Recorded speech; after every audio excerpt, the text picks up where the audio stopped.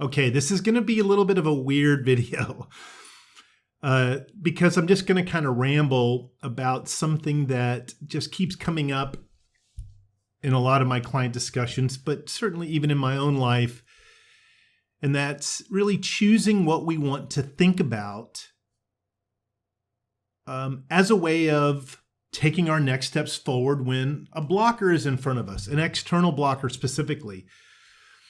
I want to combine the idea of understanding when to identify if something is an external blocker or an internal blocker, so that the choices we make about where we spend our cognitive energy to address the situation is self-improvement versus how do I deal with that person, that blocker. So I'm labeling this focus on sharpening your mind, not your claws. Hi, my name is Shawn Sommerkamp, and this is Motivationeer Christian Coaching.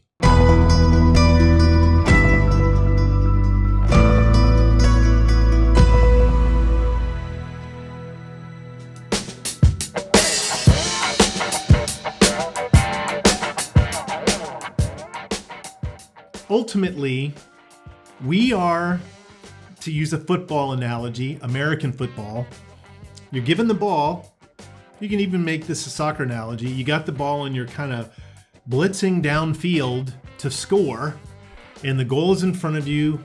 You feel like, I got this. You've put all this energy into scoring, and then the referee blows the whistle. The play stops. Now you're like, wait a minute.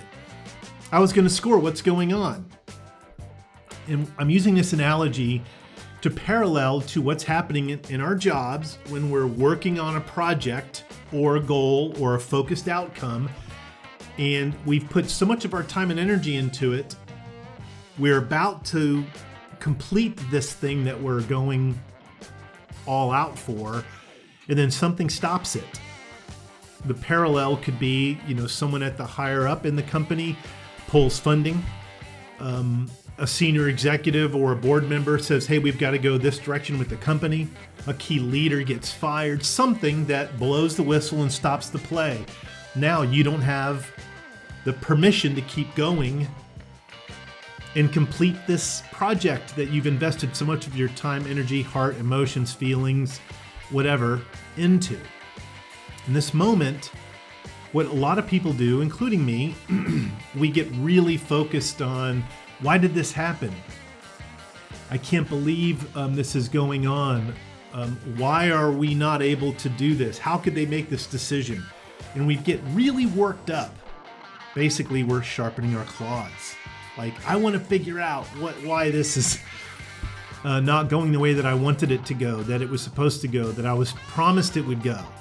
And we focus all of this negative energy really into fighting an external blocker.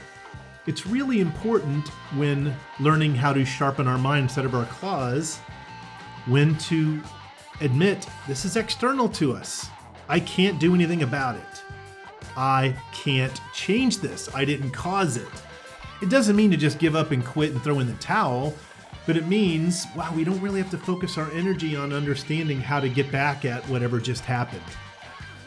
This is, I think, the essence of Ecclesiastes 7:14, which for many years, I think I've talked about this before on this channel, but for many years, I was told only the first part of this passage. It says basically, I might butcher it, but in the NIV, I think, when times are good, be happy. When times are bad, consider God has made one as well as the other.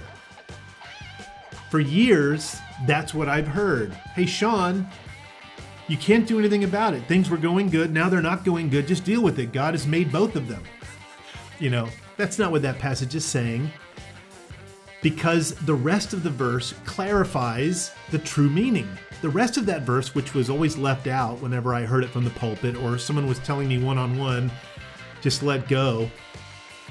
The rest of the verse says, for man can discover nothing about his future, or a person can discover nothing about what lies ahead of them.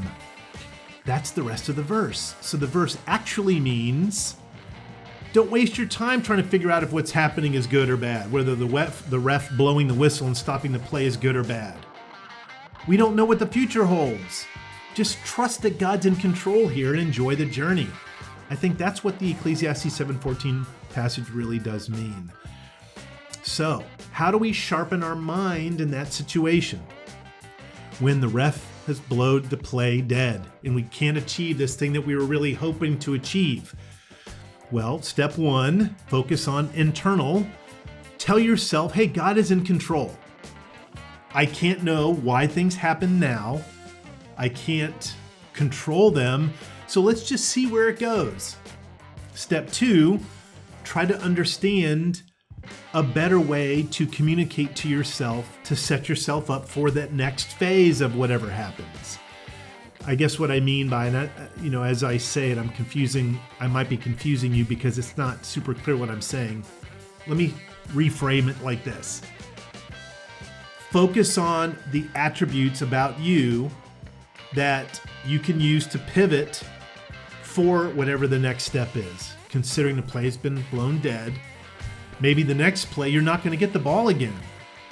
Okay, really focus on your attributes, your core values for sure, but what your skills are, the value that you bring to the organization to make sure that you're aligned well for that next step, the next play.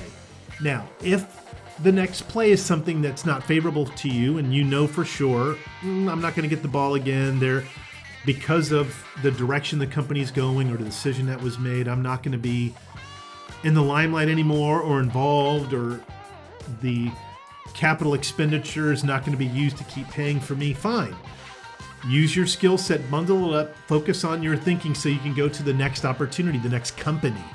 It doesn't matter why all the things happened that happened. If you focus on that, your energy is going to be kind of dipping and you're going to be kind of focusing on your claws, when instead, focus your attention and cognitive resources on how to set yourself up for the next play. Maybe it's going to be with the same company, maybe not. If it's not, start the job search. Beef up your resume. Be focused on your strategic assets that you can bring to the next company. Honing the story that you can tell. That's how we want to sharpen our mind. It's not going to do you any good trying to figure out if what's happening is good or bad. It's God, not good or bad. So focus on next step, the next play, by sharpening your mind, not your claws. Thanks for watching. Please like and subscribe for 2 new videos each week. Tell me in the comments below about your career situation and I'll make a video for you with a shout out. You can also become a member at Motivationeer.com. Your career is not just a way to make a living, it's a way to transform the world.